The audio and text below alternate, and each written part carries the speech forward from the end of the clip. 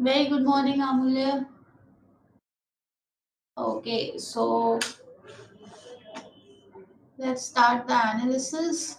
Um, the first article says that the government notifies rules for CA ahead of Lok Sabha election. Now, government notifies rules for CA ahead of Lok Sabha election. Now, what's happening is that the Union Ministry has actually notified the Citizenship Amendment Rules 2024.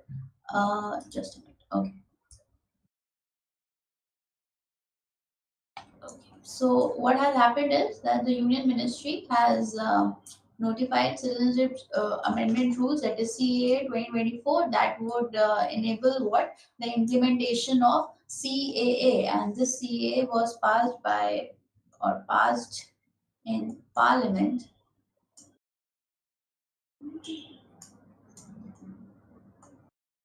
in 2019. Fine. Now the point is, what is the key provisions of CA 2019? So the bill seeks to grant what Indian citizenship.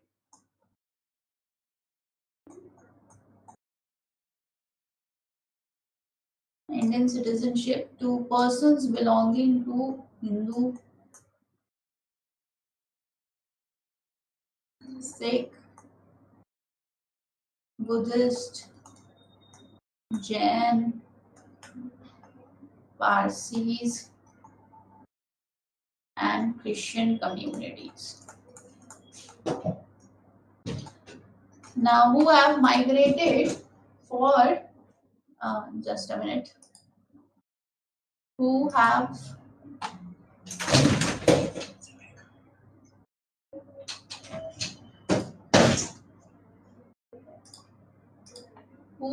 migrated to India, and from respective countries. Now, when they are migrated to India, that means what is the reason behind the migration? So most of the time, it is about the persecution that they have faced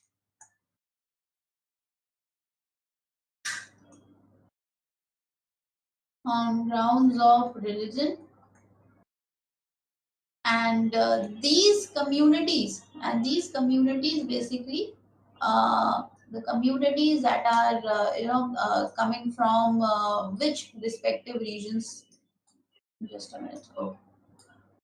So all those people who are coming from the areas or the regions of Afghanistan,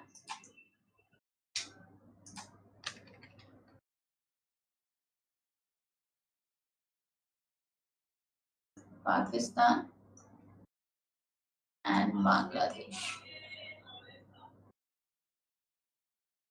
and all these people of these communities who entered India on or before December 31, that is 2014. So what you need to remember here is that the CA that was passed in Parliament in 2019 grants Indian citizenship to who? Now, grants citizenship to Hindus, Sikh, Buddhists, Jains, Parsis, Christians, etc. communities, and these people are the one who have faced persecution on the grounds of religion from the regions of Afghanistan, Pakistan, Bangladesh, and this has happened when on or before December 31, 2014. Fine. Now, what is the need to study this here? See, the point is that it has been, it has been facing a lot of, what should I say? The CA has been facing a lot of protest by the people. Now, when it has been facing protest by the people, definitely we should understand what is the reason behind that people are not accepting CA. So, what is the cause? What is the reason behind it? So, one such reason behind is that it violates what people say, that this is violation of fundamental rights. So one reason why CA has been facing a lot of protest is violation of fundamental right. And what is that? Because it says that Article 14 of the Constitution, that is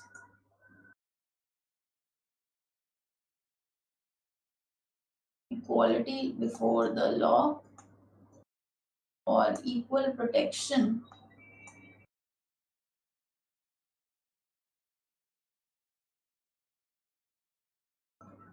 of the law, is being violated. Why? Because we have, or the government has focused only on these respective communities. That means one community is being targeted. This is what, people, and you can say the protesters, as well as all civilians are of the opinion that basically this act is targeting one community.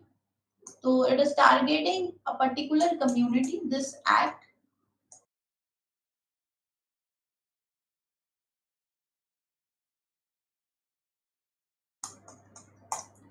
Fine. Other than that, what else?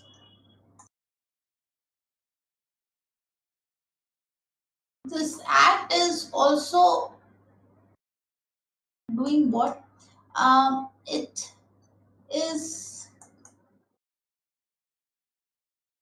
hampering the, or you can say targeting the bilateral relations. And how? See, granting citizenship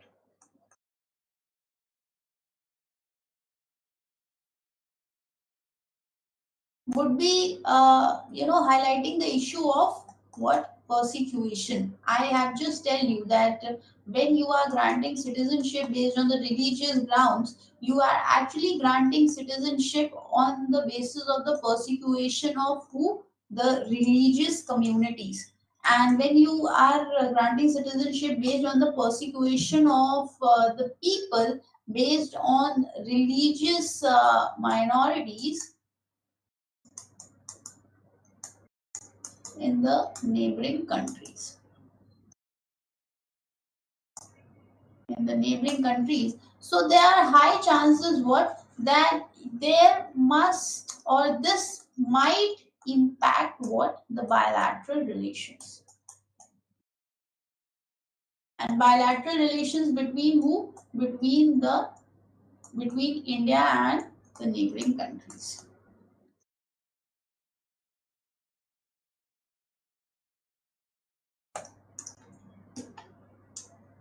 Okay. So one issue is this. Now what else?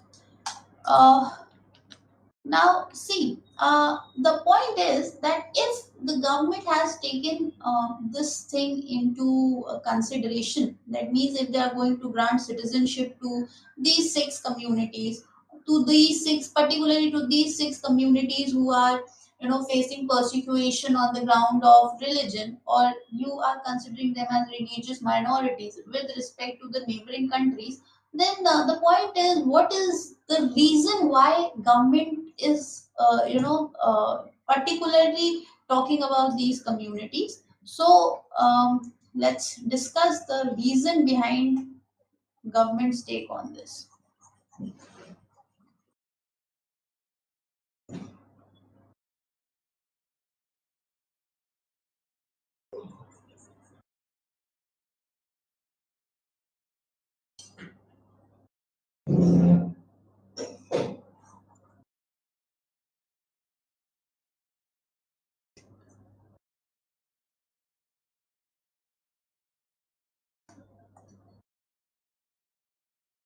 See, what are the reason behind the action what the government has taken? So government has been saying what? That Pakistan, Afghanistan, and Bangladesh have actually declared themselves as Islamic Republic.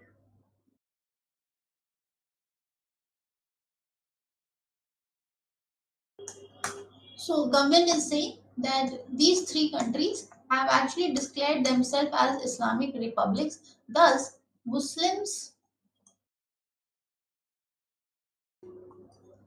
are in majority,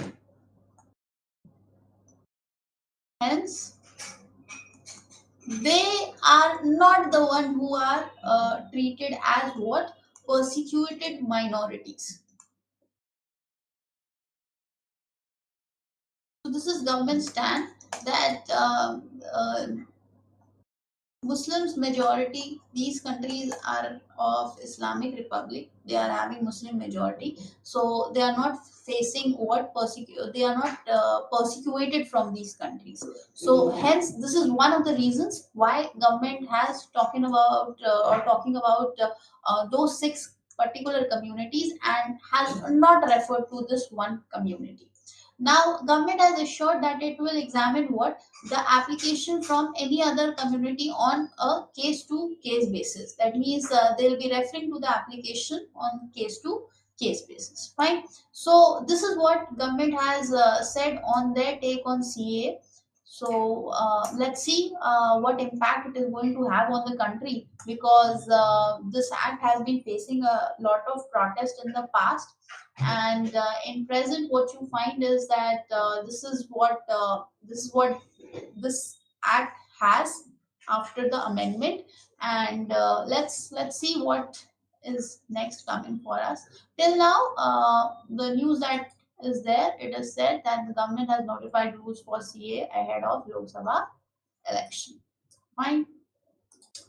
Okay, let's move on to the next article. Okay, so the next article says that all's not well on the rice front. Now, if you read the article, it says that a few significant developments have taken place in the global rice market over the last fortnight that the Indian government has to take uh, note of and come up with the policy action immediately. Despite various measures taken by government to keep inflation under control, particularly in trying to curb the rise in the food grain prices, there are concerns that the situation could turn out to be tricky over the next 3-4 months. Okay, now what is the reason behind it? So there are few reasons why such situation could arise. First, this crop year to June will likely is to lower production of rice. That means one thing that is coming is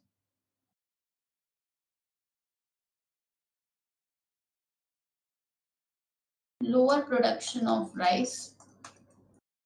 The estimate showed that rice production will be 1% lower. The projection does not include what Kharif products, which was previously the year. The rice trade, however, says cereal production could be at least this much lower than the government's estimate. Now, what is why am I going to cover this article for you? Now, see, if they are saying what, that the rice market is going to face shortage.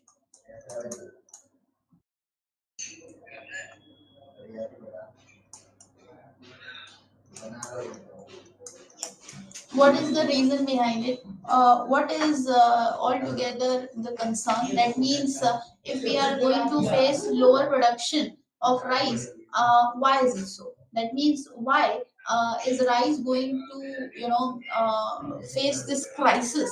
So first reason is the Indian rice market faces challenge with lower projected production. Why? Because of low water. Amulya, is the background voice disturbing you?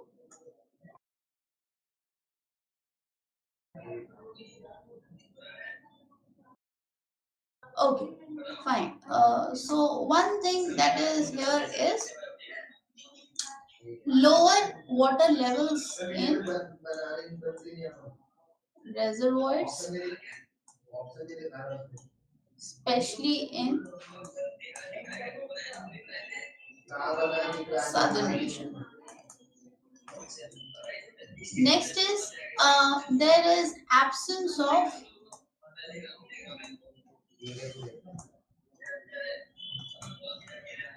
rain forecast. That means there can be delay in paddy sowing.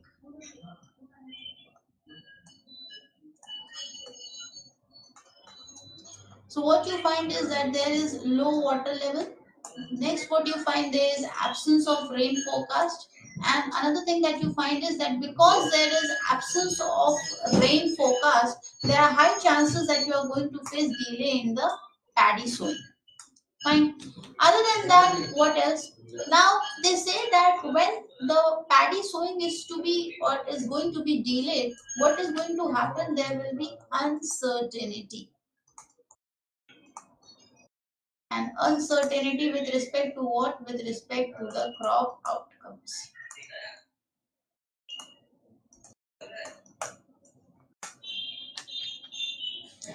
Fine.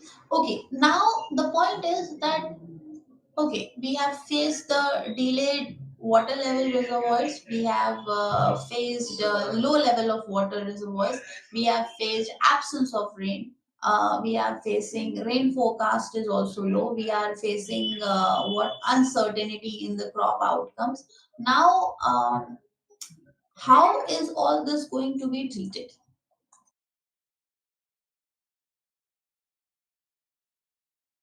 So,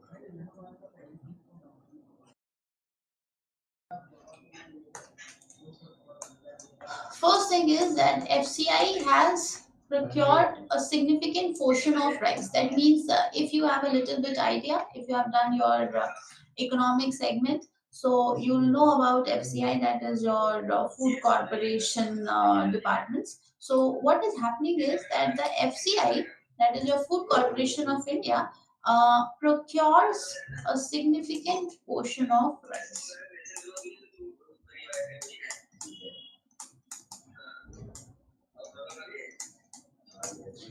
And this might fall short. Why?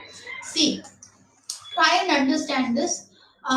Even though our production level is going to be low in the market for the rice, but that is not going to hamper the demand side. Why? Because if there has been a certain amount of demand of rice, that means this is going to happen again in the next year and the coming years, or you can say today time also. So how are you going to meet that demand thing? So significant portion of rice might fall short. So what is going to what should government do? So FCI might face what? Shortage. And when FCI is going to face shortage, what is going to happen? We are going to face a tight supply condition.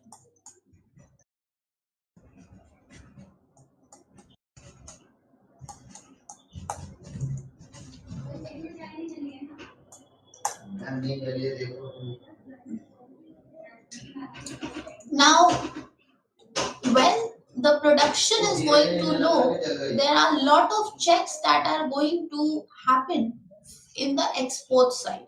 So what is going to happen? Despite there is lot of export restriction, what is going to happen? Rice exports have only decreased by 17%. That means even though there has been restrictions and rice exports have decreased by 17%, which again puts us in a doubt. That means what? That whether it is effective or not.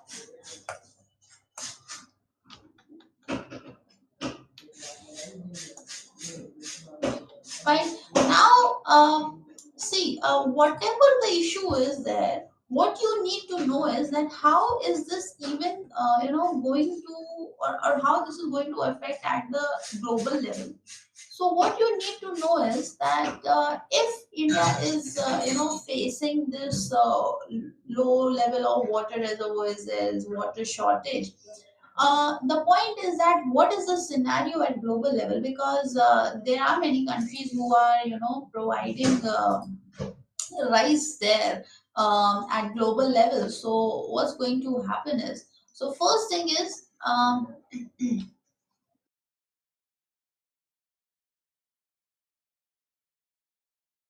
countries like Vietnam, Thailand are also facing what? Just a minute. Okay. So countries like Vietnam, Thailand are also planning to cut down their export.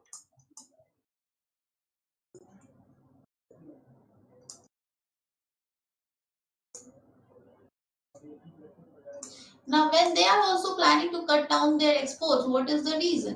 Reason again is the poor water availability.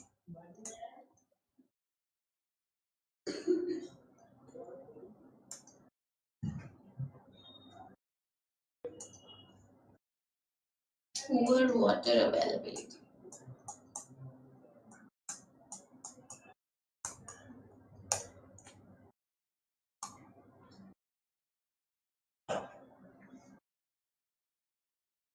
Fine. Okay. Now, what are the challenges that India is facing with respect to rice? Now, see, we have rice cultivation happening in south, we have rice cultivation happening in north. If even if one state or two states are not capable of providing us that much of rice, that means another states could come forward and fill in the gaps. But the point is that if India is facing shortage of rice, is it happening all over the territory of the country, or it is happening all over all over the states? What's the scenario there? So see, what's the point?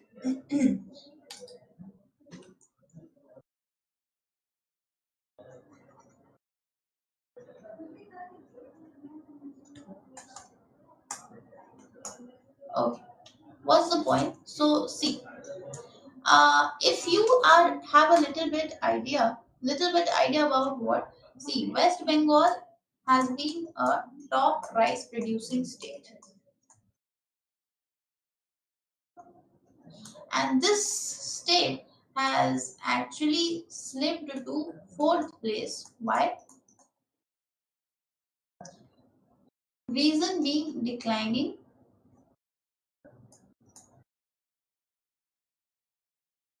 productivity.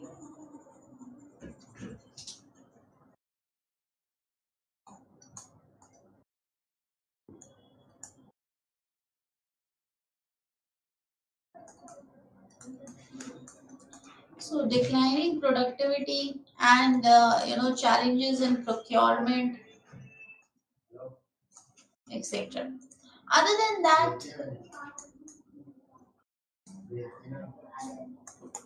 Telangana, Telangana is facing what?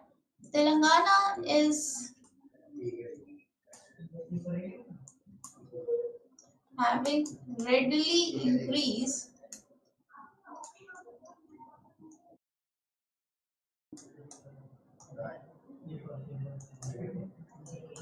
rice production. Why? Because of importance of diversification. That means Telangana has actually diversified its production for the rice. Now, whatever challenges or whatever issues there are, the point is that we need to focus on what is the government's take.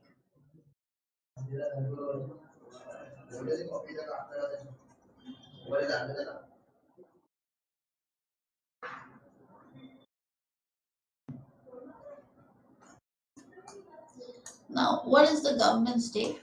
So, see, if you people are also going to be the part of the administration, that means you need to think in a manner that if this is the issue which the country is facing at the present moment, so how could this be checked? So, first thing that we require is that there should be urgent policy actions. And why policy actions? Because see, firstly, what we are facing shortage of water resources. So we need to work over this. Other than that, we have what? Low level reservoirs, or you can say low water level in the reservoirs.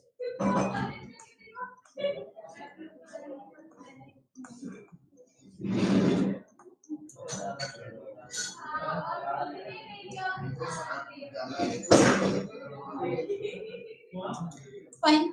Now we can have a check on water resources. We can have a check on water level in the reservoirs. Other than that, what we need to focus on is in the diversification efforts.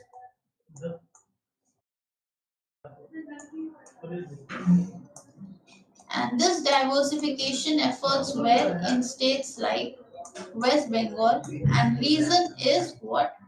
In order to have agricultural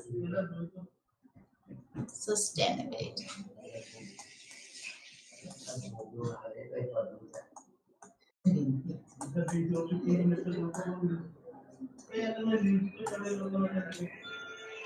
Fine. Okay. So this was about rice production, rice cultivation. The reason why India is facing shortage with respect to rice production. Okay. Now the next article that is there on your screen is a new sense of urbanization that is dominating. New sense of urbanization. What does that mean? Now, see, there have been two events in the media glares in the last 9 months in India. This is what the article is talking about. Now, see how beautifully the article has been written. It says that the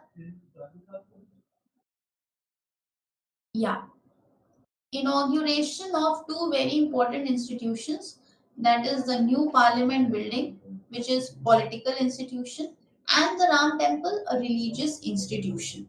That means the article is talking about two important things that happened in past. What is that? That is new Parliament building.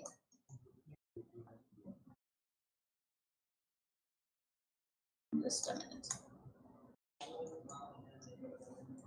Okay, so two things that happened in past. One is your new Parliament building,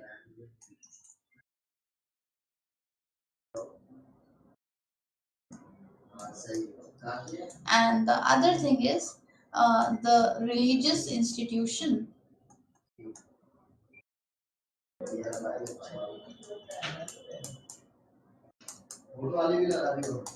Fine. So these are two things that, or the inaugurations that happened, and what is the author talking about? So the author is saying that the new Parliament building and the religious institution has actually led to what? Intersection of politics and religion.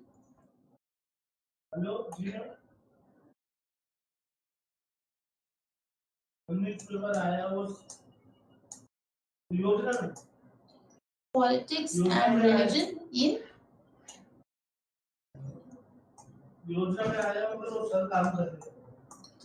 urbanization. Now, what you need to know here is that what is urbanization firstly. Then the author has actually linked what? Politics, that is your new Parliament building, religious institution, that means religion, in urbanization. So how beautifully the article has been framed. So firstly, we need to know what is urbanization. What do you understand by urbanization? So urbanization is nothing but is a process that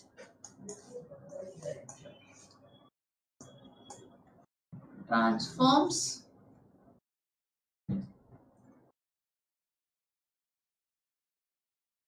the ruler, or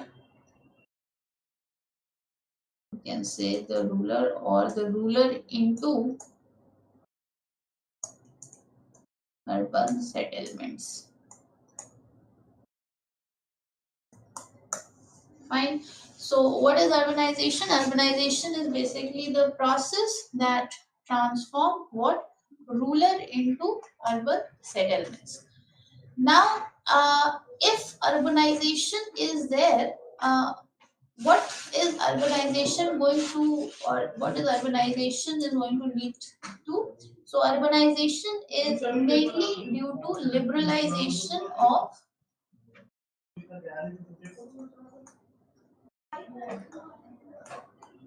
of economy.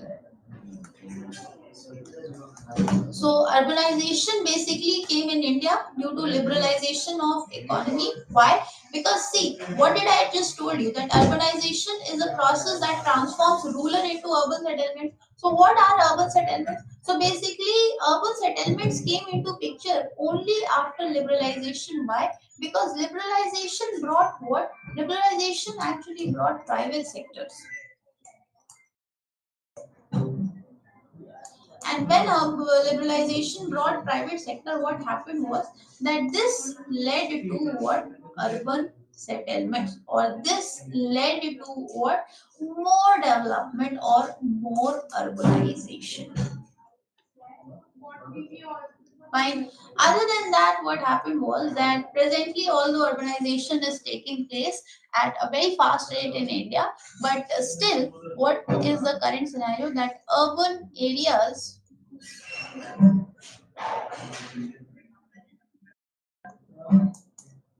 according to 2011 census, just accounts for 3%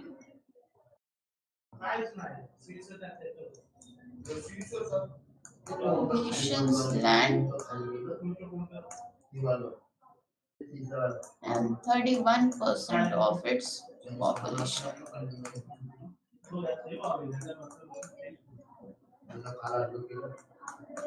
Fine.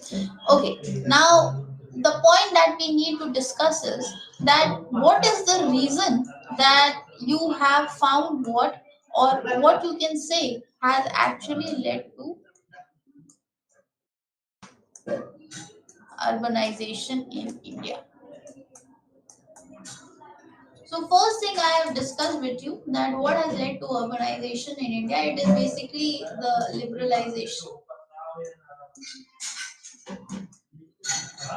Liberalization has actually opened the market. Now, when the market was open, then the private sectors came here, and when private sectors entered, this led to what? Development. And this development has actually grew up for urban settlements. Fine. So these are the factors that have led to urbanization in India. Other than this factor, what else? Now, okay, this brought urban settlements. Then what led to more of urban settlements came into picture? So one reason behind is a lot of population growth, because population has actually brought in a lot of things into urban settlement. That means the quality healthcare improved in the urban areas, the quality healthcare centers or the healthcare systems. Fine. Apart from this, when population is there, that means you can also say that there has been a lot of migration which have occurred. So migration occurred. This led to what? Better employment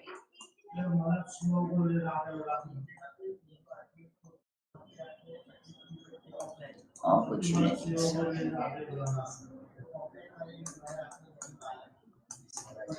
Other than that, what happened was there was a lot of expansion of towns and cities. One such thing you know about is Pradhan Mantri Awas Yojna, urban youth.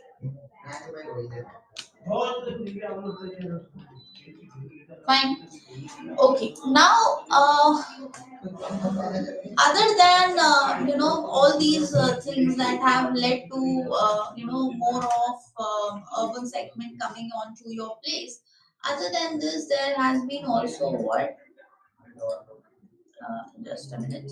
Okay. Other than this, what has also been a talk of the town, the talk of the region was that this has also led to overcrowding.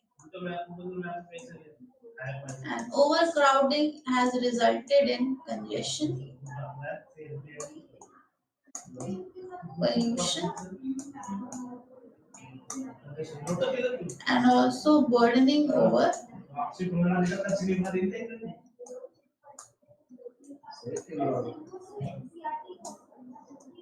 natural resources.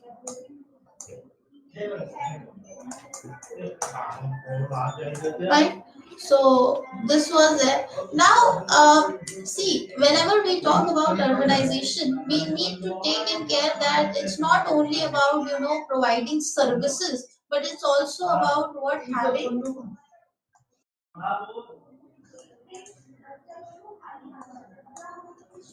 adequate town planning.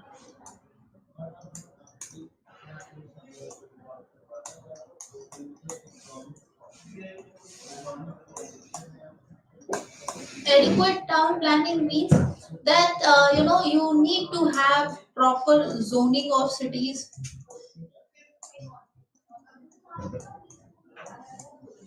You should also be very much aware regarding what utilization of land, and you should also pretty much aware of what how to, or you should pretty much be aware of managing of urbanization.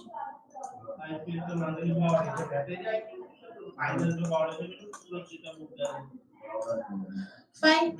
Okay. Now I have told you a lot of things. Now I have also told you that it's about town planning. I have also told you about overcrowding. So whenever it's about urban settlement or it's about urbanization, you should also keep in note, or you should also know that if there is so much of overcrowding, that means there should be proper utilization of the urban lands. So one thing that is also there, or you should keep in mind, is that due to a lot of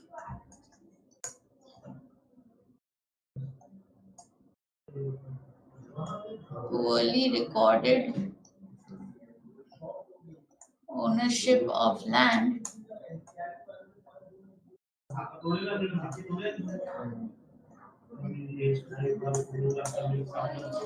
uh, there should be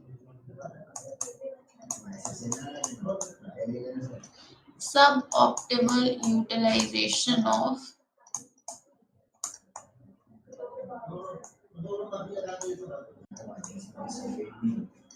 urban land. Now, I have discussed with you that we have been facing problems with respect to urbanization also. Why? Because there has been a lot of congestion, there has been a lot of overcrowding, even though there's development, but at the same time zoning is not proper, land utilization is not proper. Now when we know what are the problems or what are the challenges we are facing, the point is that how we are going to tackle these challenges. So next thing that we need to talk about is that how we are going to face the challenges, or what is the government initiative behind to deal with urbanization. So first thing that we need to know that how we need to deal with urbanization, or what is government's initiatives regarding urbanization. So first is we need to have 100 smart cities mission.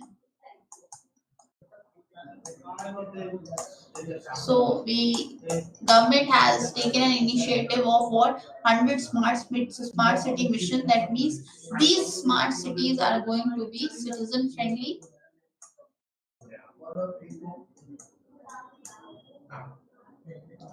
and sustainable at the same time.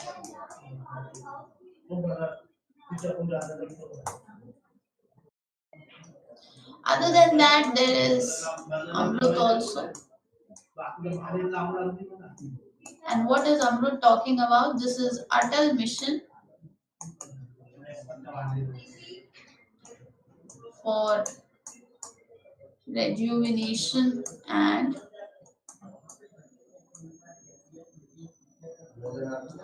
urban transformation.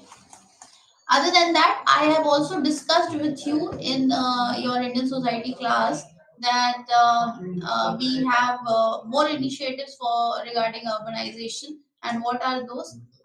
You have also studied about, or you must be knowing about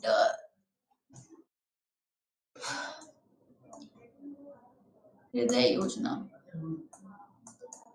What is Hriday Yojna? So this is your national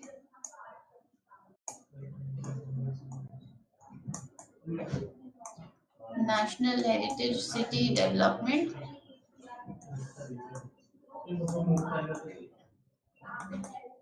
and augmentation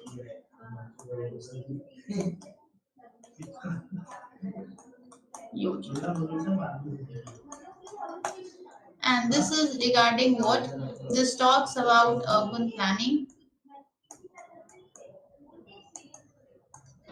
This talks about economic growth. This talks about heritage conservation.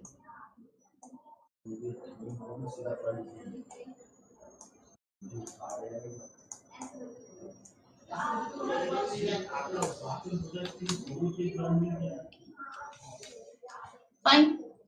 Okay, so this was everything regarding urbanization. Since the article has talked about what politics and religion getting involved with respect to urbanization, it was very important for you to cover about urbanization. Fine. Okay, now let's move on to the next article. Okay. Intra-group caste variances, equality, and the court's case. A seven-judge bench of Supreme Court of India will deliver its judgment in the state of Punjab versus Devinder Singh on a question of law that carries with it enormous significance for the future of affirmative action and reservation under the Constitution. Can state government make a sub-classification within the proportion prescribed to scheduled caste, scheduled tribe in recruitment to public employment?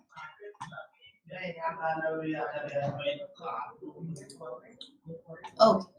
Now, what's the article talking about? So, the Supreme Court of India is about to decide what if state government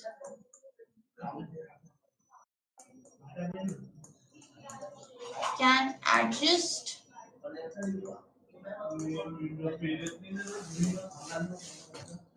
job reservation policies.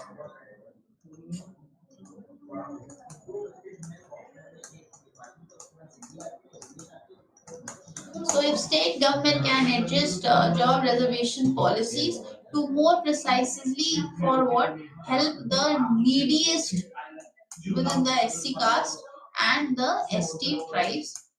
So, what is basically the article all about? The article is basically talking about that what policies could eventually be made with respect to what? To provide the best suitable benefit to the person who is coming from what? Your SC, ST, and is the much neediest. Fine. So let's see what is the whole thing about. So the core issue is what? There was a case which was of state of Punjab versus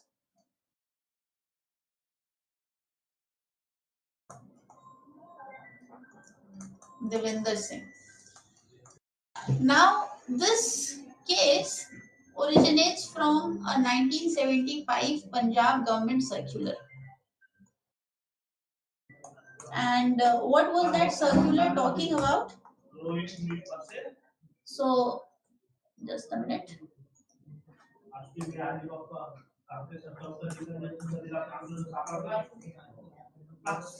Okay. So this circular was talking about what? 50% of SC reservation vacancies to Balmikis and Mazhabi Sikhs.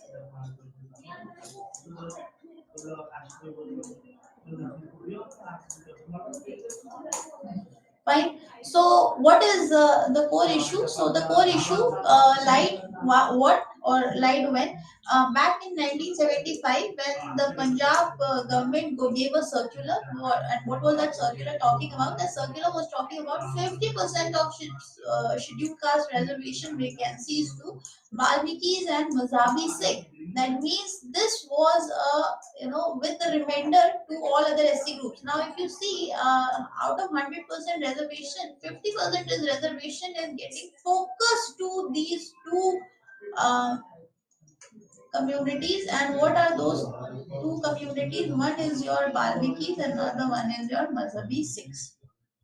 Now, what else? Uh, Mazhabi Sikhs. So, this was eventually challenged. And when this was challenged, so another judgment that came was EV Chinnamai versus state of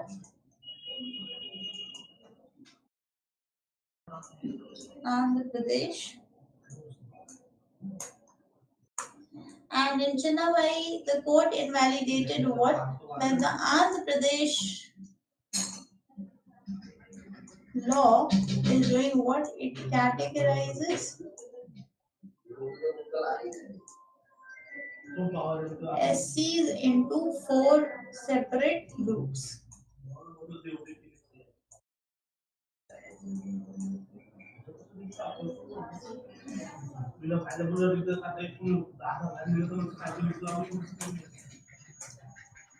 Fine. So what happened here is that when this scheduled caste were sorry, yeah, into four subgroups or four separate quotas were allotted to or were talked about to these subgroups. So they referred this under Article 341. And what was that 341 article? So the Article 341 grants only the Parliament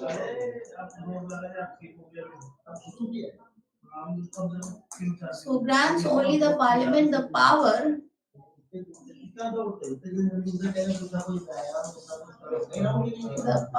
to modify list of scheduled castes, a decision which was backed by Ambedkar's caution. That means Dr. B.R. Ambedkar must have thought about it right back then. So Supreme Court's a decision. The power to modify the list of scheduled caste decision backed by Ambedkar's caution against state government. So big thing or against state amendments. And what was the reason behind? The reason was totally political.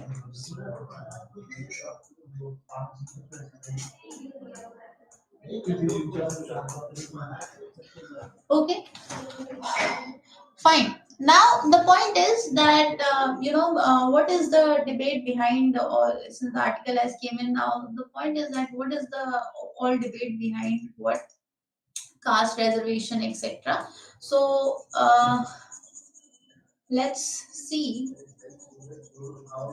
how caste based reservation should be seen.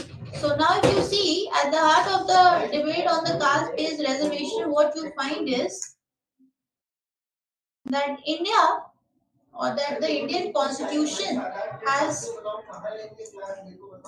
talked about Article 14 to 16 and which talks about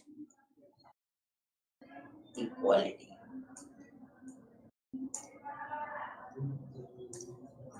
Other than that, what else the Indian constitution is talking about? So Indian constitution has actually acknowledged what caste based discrimination back in past.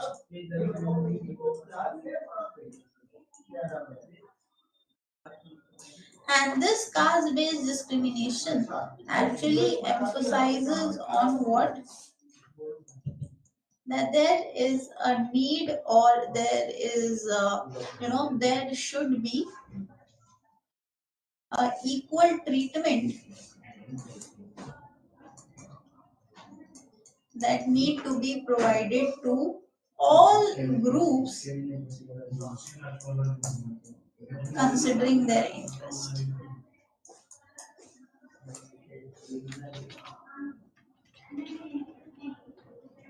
Fine. Now I have just discussed with you here that this Punjab, when the Punjab law introduced what a sub-classification between the existing scheduled caste, particularly favoring the Balmikis and Mazhabi Sikhs. So what is all about the sub-classification? So the Supreme Court's role to assess the sub-classification effectively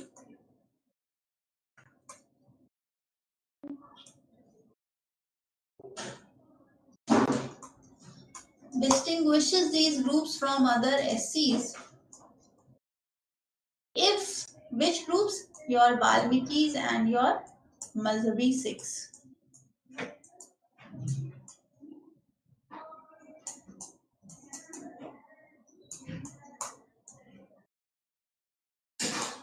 So what other if preferential treatment is logically tied to this, then we can think about what sub classification.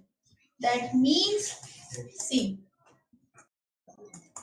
if the goal or if you can say the ultimate goal is about what ensuring fair treatment, then we can talk about what sub classification, we can talk about preferential treatment.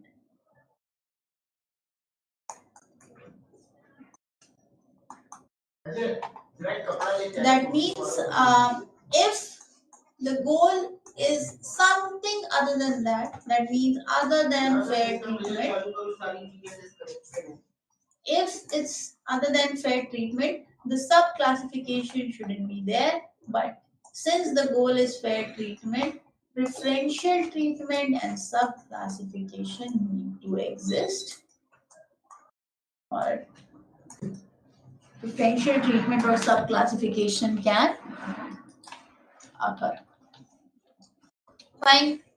Okay. So it was basically about what? It was basically about sub-classification of caste groups depending upon what? Depending upon how your interest is operating. Fine. Okay. Now let's move on to the next article. The next article talks about what?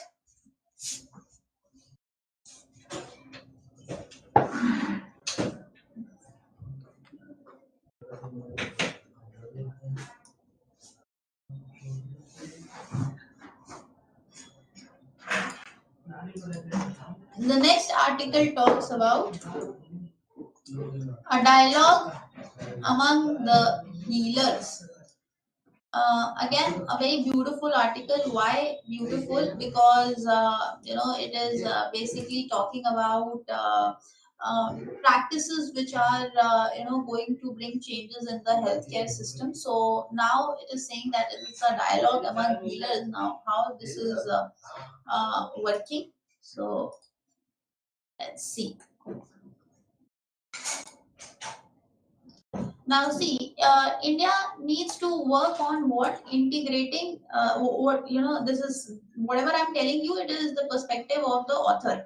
So, the author of the article has actually said what that India needs to work towards what integrating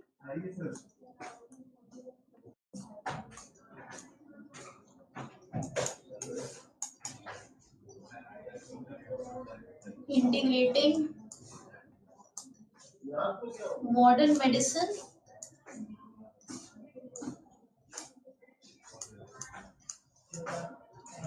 with traditional medicine.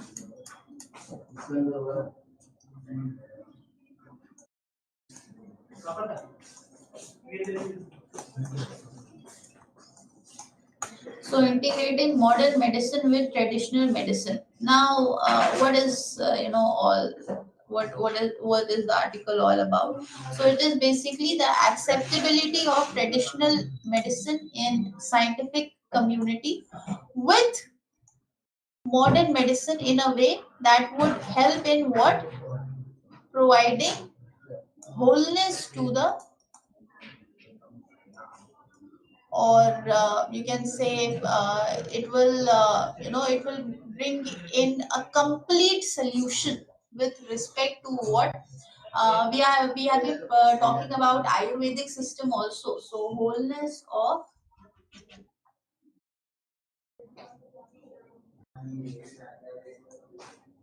ayurvedic formulations.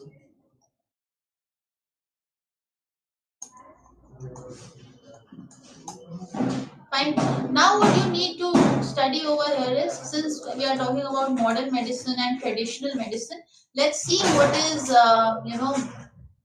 um, this modern medicine with traditional medicine, because the author is saying that India needs to work towards integrating modern medicine with evidence based traditional medicine or alternative medicine system. So let's see what does evidence based medicine means.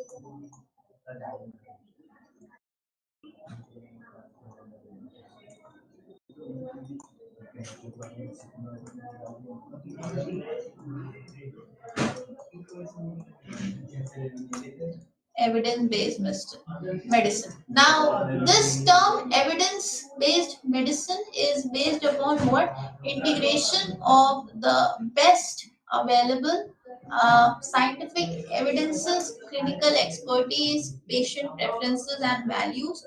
That means depending upon what is the scientific evidence is there,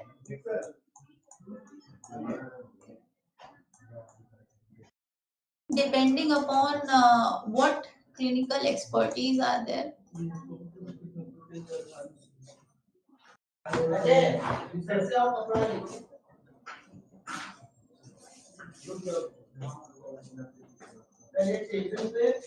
What are the patient preferences?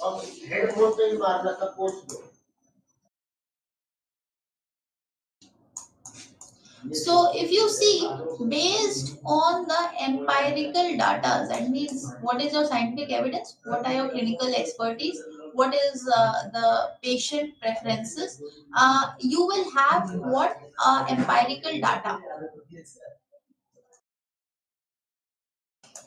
Fine. So based on this, this is known as what? Evidence-based medicines. That means you are having empirical data, and these empirical data will help you in providing a medicine. Fine. Other than that, I told you that it is about what? Modern medicine with traditional medicine. So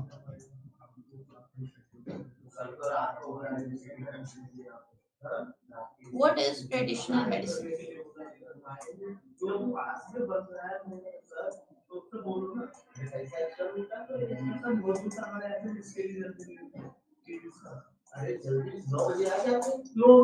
Traditional medicine.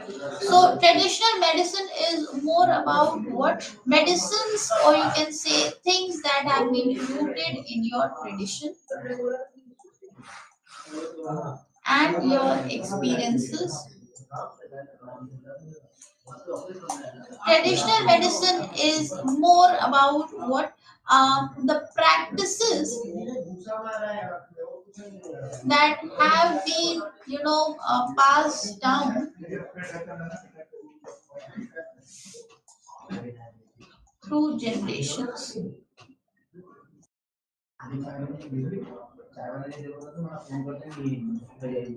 And these traditional medicines shall include what? Your herbal remedies, your cultural rituals, your practices, etc. Fine. Okay.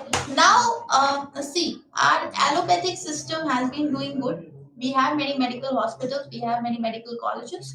At the same time, we even during COVID-19, we have also went through, having our own vaccines, indigenous vaccines.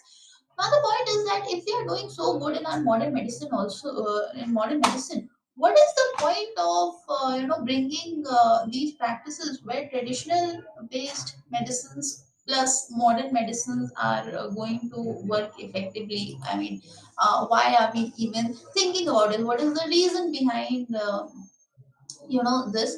So firstly, we need to know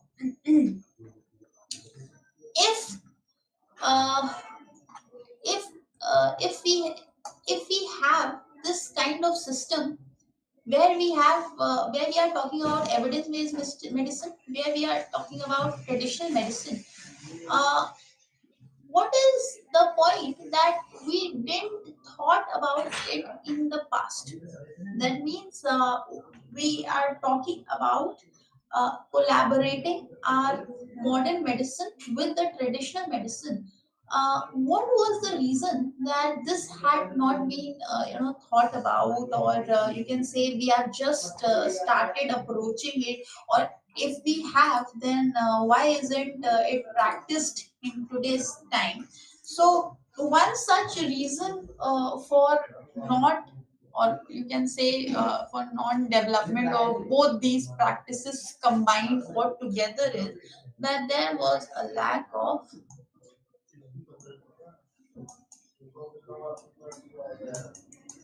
scientific validation. That means there was no proper scientific validation that was coming from the medical communities. Fine. Other than that, what else? Now, if we talk about collaborating the modern medicine with the traditional medicine, what is happening is that the government support is very limited in that way. Why? Because you also know that there is a very less contribution which is coming towards, or less contribution towards,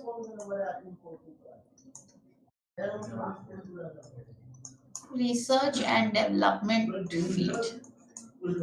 Now, if you see, we have less contribution towards research and development field, and at the same time, we have very less of scientific validation. What do you expect? This is definitely going to hamper the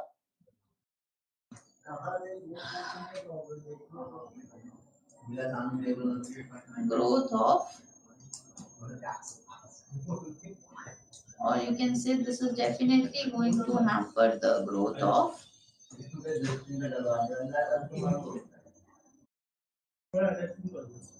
alternative medicine.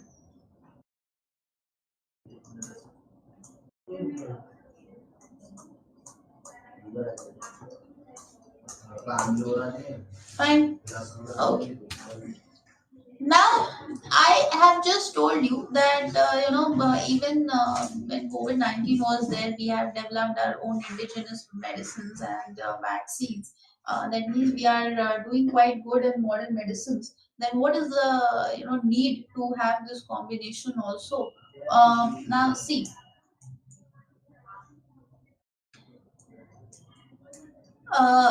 this is primarily the reason why this collaboration has been never thought about, or had not worked that effectively, or will precisely not able to meet the competition. Why? Because it is providing what immense competition, or it is getting immense competition from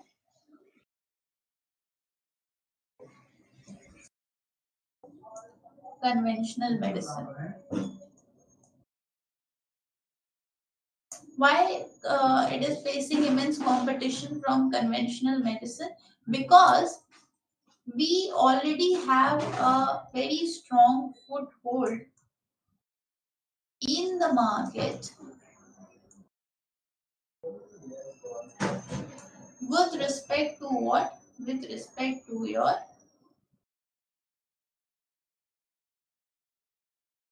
modern medicine.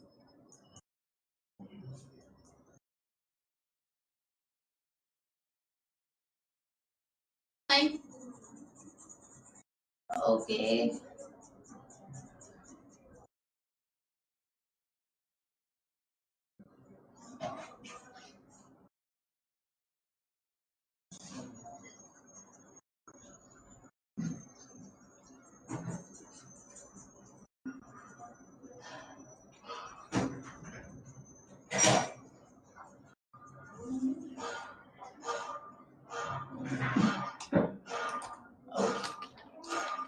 Now, if we have thought about bringing the traditional medicine with in collaboration with your modern medicines, what has been the recent developments? So if you are aware of this, I don't know, but government has established what? The Department of Ayush. So one effort from the government side is development of Ayush. And what is Ayush? Ayush is basically about Ayurveda. Ayush is about yoga. Ayush is about naturopathy. It is about Unani. It is about Siddha. Or it is about homeopathy.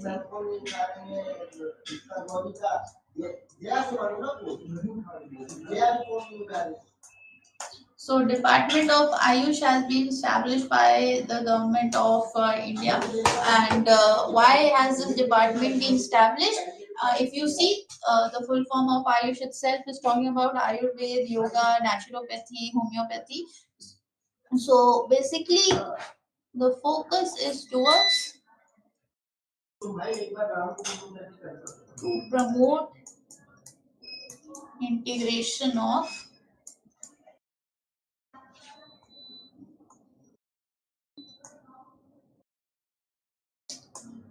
traditional Indian medicine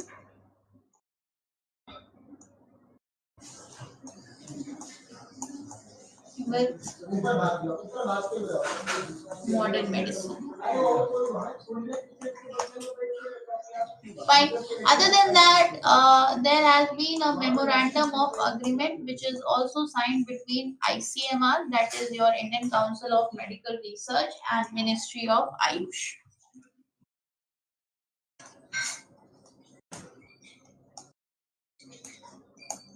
So ICMR and Ministry of Ayush with respect to what? Collaboration and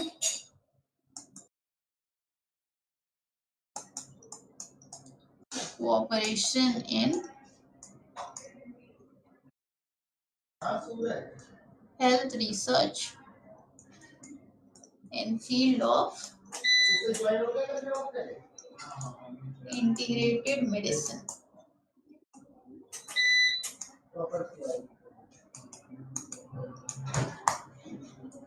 Fine.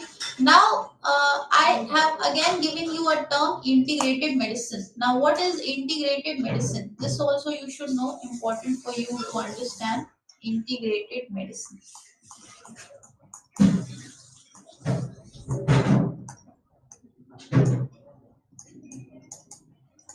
Now, integrated medicine in India is referred to what? Again, the practice of combining what? Indian traditional medicine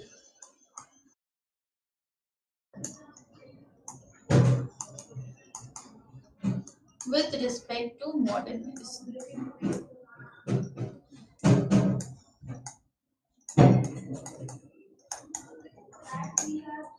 So, Indian traditional medicine with respect to modern medicine. Now, this will help, or the aim of integrated medicine will be to provide a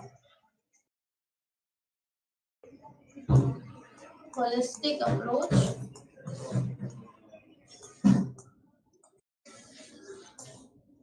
to healthcare. And holistic approach is not only about your physical health, it has taken the fact of physical, mental, emotional, spiritual aspects of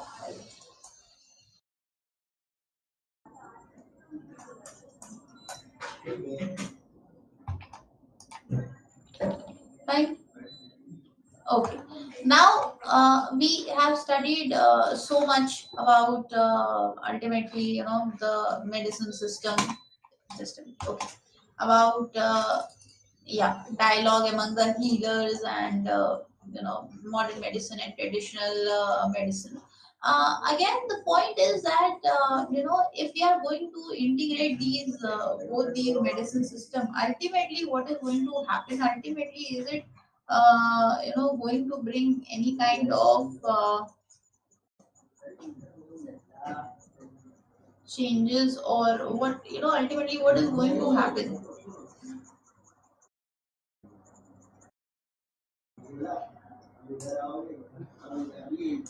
Now, see, if we are going to combine the traditional Indian medicine system with the modern medicine, what is going to happen? At least we can, expect revival of old practices. Uh, Based on the revival of old practices and fusion with respect to modern medicine, this is going to help in building a holistic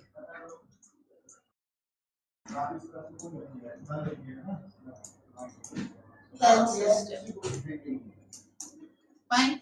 Now, holistic healthcare system, and how is this even going to be possible that there will be a holistic health system that is going to build it? So, firstly, what is going to happen is that there will be a comprehensive care,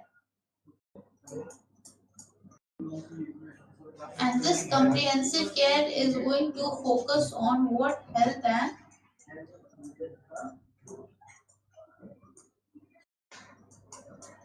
wellness.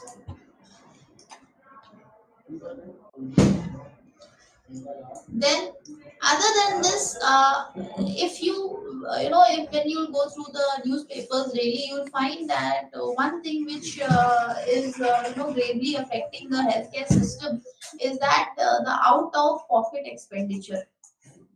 So first, this need to be treated. So again, what is going to happen is that based on this care, that means this old practices plus the modern medicine, the holistic healthcare system is eventually going to reduce the out of pocket expenditure. Fine. Now, when we are, focusing on revival of old practices with modern medicine, somewhere or other we able to, you can say, we able to overcome what the challenges of shortage of doctors. That means,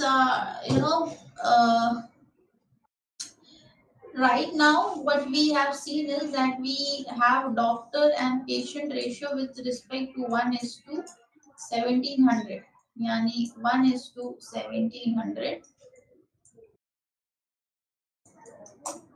And what we expect is that based on this, if we are talking about this integrated medicine system, we'll find that the ratio shall improve from 1 is to 1700 to 1 is to 800, because I have just told you that somewhere or other this will help in meeting, or you can say somewhere or other this will help in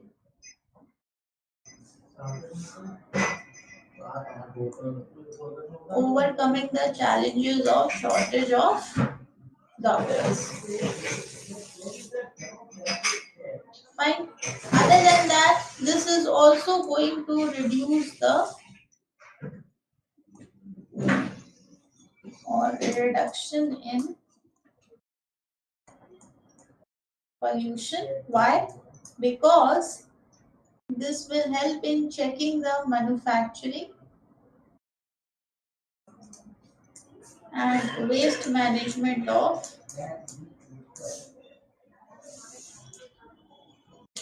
allopathic medicines.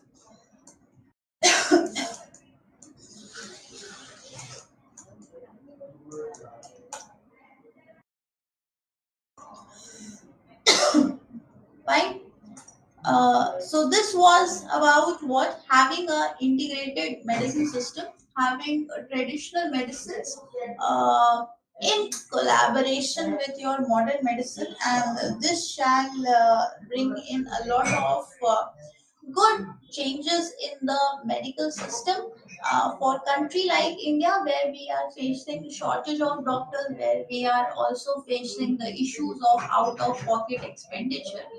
uh, this is somewhere a very innovative step.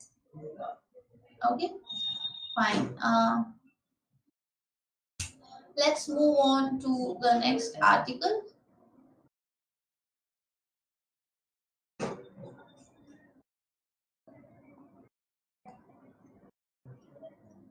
Oh, now the next article says what? 7396. That means 7396 golden langurs in India reveals survey. That means we have how many?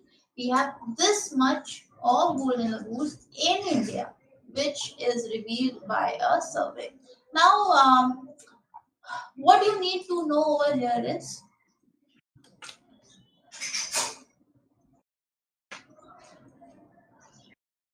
firstly, you need to know that what or the you should know deeply about the species of golden lagoon. So I guess I have got the picture. Yeah, this is a picture of golden lagoon and how golden lagoon look like. Now the point is that what you need to do over here is This becomes very important with your prelim section MCQ with respect to environment and species. Now, what you need to do here is you need to know about golden langurs. So, golden langurs are who? So, they are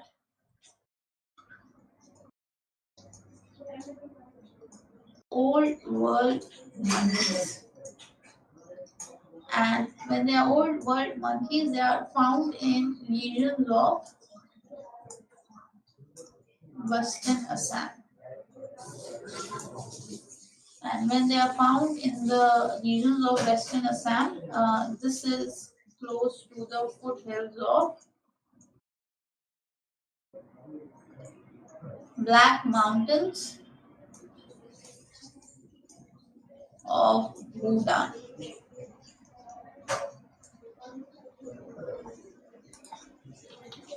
Fine.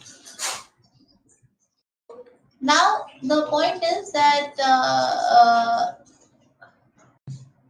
if we or as per the article says that there is an estimation of having 7396 golden langurs. How come you came or you reached this number? So based on what you came to this number. So this number is achieved through a method known as block count method. That means the method by which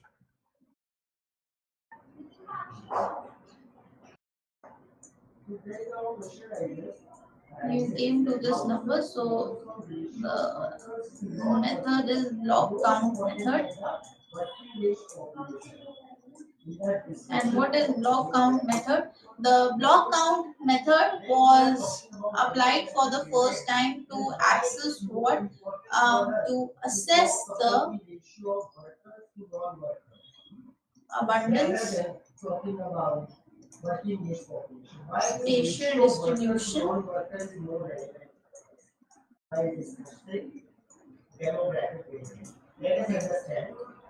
and densities of golden langur population.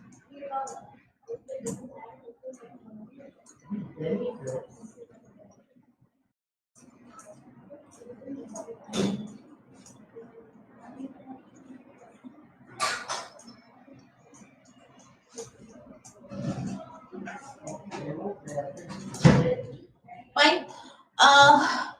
Now, this is something which is important for you people to know with respect to MCQ prelims, environment or species.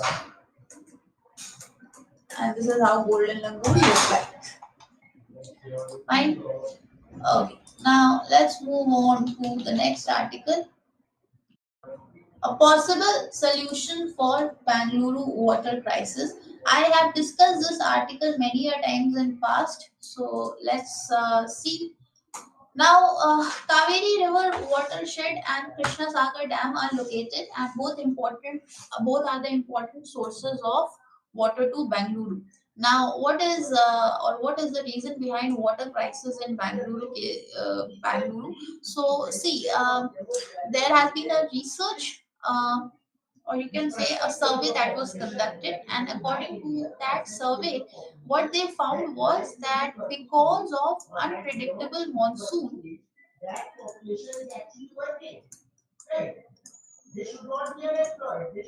there is shortage of annual rainfall that has been witnessed.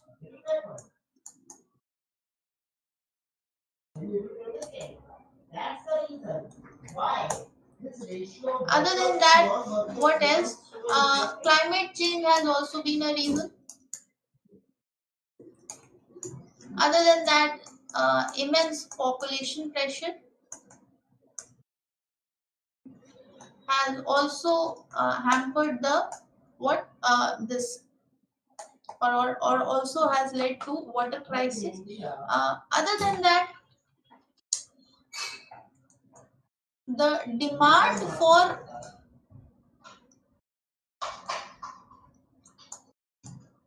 water has been very high, and insufficiency is one reason because of which water crises have been there. Okay. Apart from this, what are the challenges? The challenges is regarding you can always mention about that we are facing fresh water crisis also. That means fresh water resources are also getting dilapidated. Okay. Then monsoon dependence is getting increased, or we are getting more dependent upon monsoon, but at the same time there is unpredictability in the monsoon and the climate change. Now this has also led to what changes in water management, right? All this has somewhere or other led to what falling of groundwater levels. Fine. Okay, so this much was for today. Any doubt? Did you understood?